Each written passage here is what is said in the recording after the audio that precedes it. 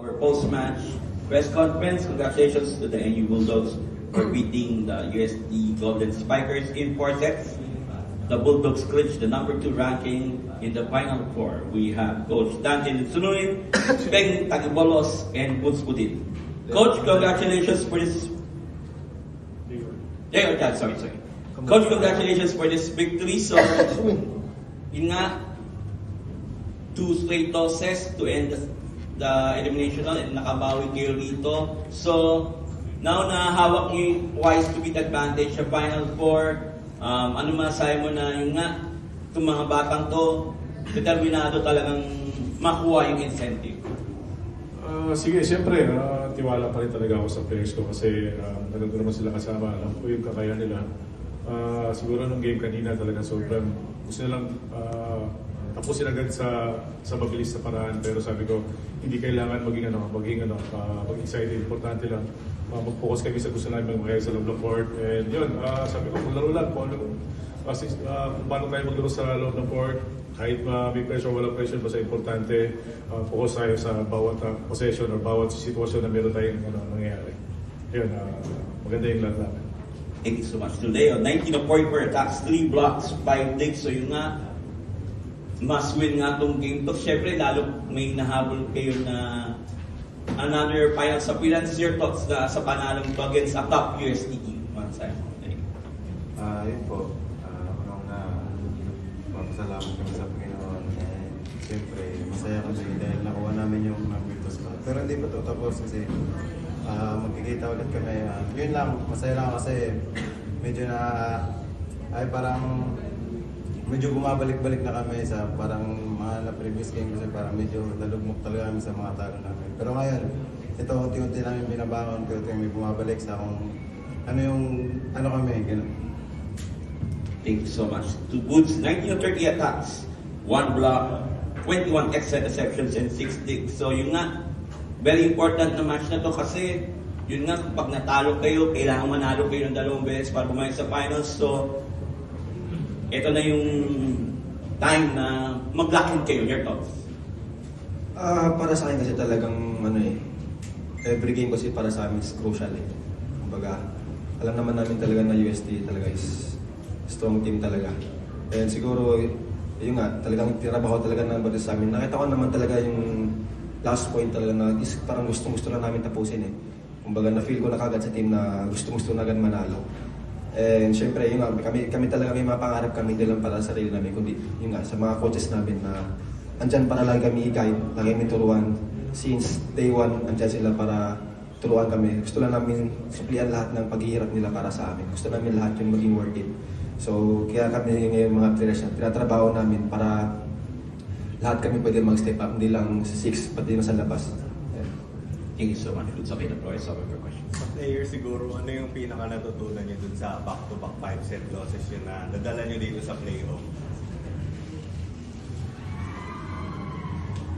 Siguro yung sa akin is, lagi nga sinasabi ni Coach Dante na hindi kasi kailangan madaliin eh. Kumbaga yung gigil kasi lagi namin na parang every time gusto namin lagi patayin yung bola. And ayun, yung lagi sinasabi ni Coach na may sistema naman tayo sinusunod. Ayun, nakita ko naman na ayun, kaya nung kay Jade, talagang nakita ko nung talagang nagkaroon siya ng patience sa sarili niya. Talagang nag-umangat ulit yung performance niya. And ayun, thankful kami kasi after ng back-to-back losses kasi namin talagang syempre nakaka-down. And ito, talagang gusto namin yung tiutin na ulit makuha yung momentum. Eh syempre yung pride ng sarili namin. Ayun nga, siguro yung lesson na nakuha namin dun sa pagkatalo namin is siguro kung paano namin i-control yung emotions namin. Kasi every time na nagigigil kami, parang nawawala kasi kami sa sarili namin, di na kami nakapag-isip ng maayos.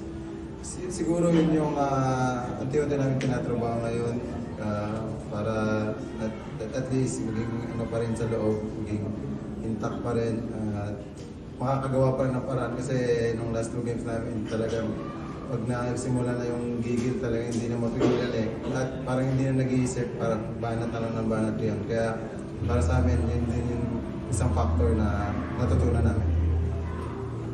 Kaya nabanggit mo yung emosyon.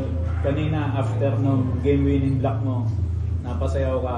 Siguro gano'n mo lang gusto makuha tong panalo to, kaya ganun yung naging reaction after. Siguro siyempre, kaya pagod na kasi matalo, kaya Kala ko iyak eh. Ulas ka na matay. Yung nanalo kami nun talagang sobrang saya ko kasi talagang lahat ng trinabaho namin na itong mga araw na to talagang nagbunga talaga. Pero yun nga, sabi namin, hindi pa tapos yung laban. Woods at Leo, mas challenging ba na yung iisang team halos 3 o pwedeng 4 na beses yung sunod-sunod na makakalaban? UST ng Golden Aliens, ngayon, pwedeng sa final. Actually, may advantage naman. Kasi, yun nga, may scouting both teams. And syempre, talagang yung maraming adjustment eh. Kumbaga, yung ginagalaw nila, mis napapag-aralan namin. Eh, may mga ginagawa rin kami kung paano, kung maganda sila, makapaganda din kami kasi nga, meron kaming scouting na ginagawa. Feeling ko mas advantage para sa amin na lagi sila nakakalaban para mas mapag-aralan namin yung ginagalaw nila inside the court lagi. Ayun. Ayun nga, sabi ni Buddhist yun. Parang pag tumatagal kasi mas nalalaman mo lalo yung laro ng kalaban, kaya parang naging mas okay din sa amin yung ganun kasi every araw na natatrabaho namin kung ano namin dapat namin gawin. And coach, parang kumpara po sa mga nakaraang taon, mas sinubok po talaga kayo lalo ngayon sa elimination round pa lang. So, tingin niyo po ba parang kahit paano magandang naging opportunity din sa inyo masubukan at mahasa palalo sa may hirap na mga Well, tama ka dyan kasi sabi ko nga, every year talaga tumataas yung level ng volleyball. Hindi lang naman sa Pro 3 parang sa amin. Sabihin, yung competition talaga sa men's volleyball sa UAP, hindi lang talaga basta ganun-ganun na lang. Ibig sabihin, every year, na talaga kumakas. Kaya ito yung sitwasyon namin every year, nagiging challenge ulit sa amin talaga na ngayon nag-back-to-back loss talaga kami. First time na nangyari sa amin na 2 beses kami. Pero sabi ko nga, kailangan lang talaga laging matuto. Kung ano may mga challenges na binibigay sa atin, kailangan lang tanggapin. Kailangan bumalik sa every time na may mga sitwasyon. Kasi,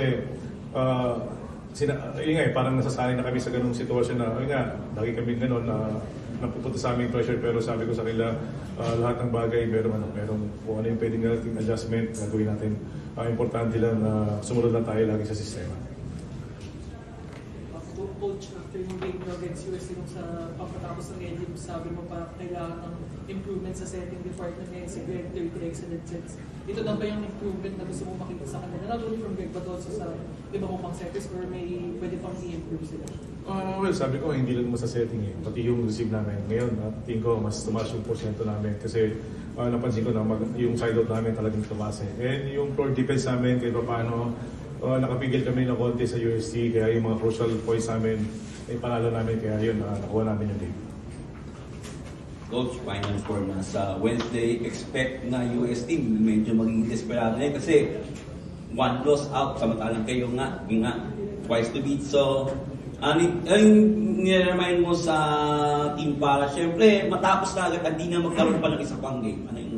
Ako, lagi lang, always i-continue lang namin yung ginagawa namin lagi talaga sa loob ng court. And lalo na ngayon, pang-apat na base namin sila makakalaban. Sabi ko either advantage namin yung sitwasyon namin na sila ulit yung makakalaban. Sabi ko, mas mabuti na para sa amin, talaga nagiging advantage sa sitwasyon namin na lagi sila nakakalaban. Kasi sa experience talaga ng players ko is makukuha namin yung mga ganong labanan na tuloy-tuloy. And sa akin, talagang practice ulit, trabahuin ulit namin yung naging mga problema namin last game namin. And importante sa amin yung mindset ulit namin na pagdating dito sa loob ng court ulit, gusto namin manalo. Last to the players, Leo and Woods. Siyempre ngayon, equal puting kayong dalawa, this time around, advantage kayo. Ano yung kailangan yung mindset para siyempre hindi masayang yung advantage na kinuha nyo ngayon para dumiretso na kayo sa finals? Leo and Woods. Para sa akin kasi, before mag-start ng game, talaga nakadal kami. Kinusap ko sila na kailangan talaga magtrabaho kami as one eh. Kumbaga, sabi ko nga, kaming 4 na national team, kailangan namin dalhin yung team namin. Kami may mas experience ito, kami mas maraming idea about sa mga ginagawa. So dapat kami magdala ng team. Sabi ko sa mga samahan ko kanina, hindi naman tayo lahat dito bata, hindi na tayo lahat rookie. So tayo magdala ng team natin lahat. Kumbaga lahat tayo trabaho natin kasi hindi dito nakakayanin ng isang tao lang eh. And ayun, thankful ako kasi nakita namin lahat talaga mapabench, talaga nagtrabaho. Ayun. Ayun, siguro, tuloy-tuloy na namin ulit kung ano yung ginawa namin preparation nitong nakaraan para at least pagkaharap namin ulit, magagawa namin ulit kung ano yung pinagplano namin, ano yung mga ininsayo namin. Yun lang po. Congratulations, Coach Dante, Leo, and we'll see you sa Wednesday.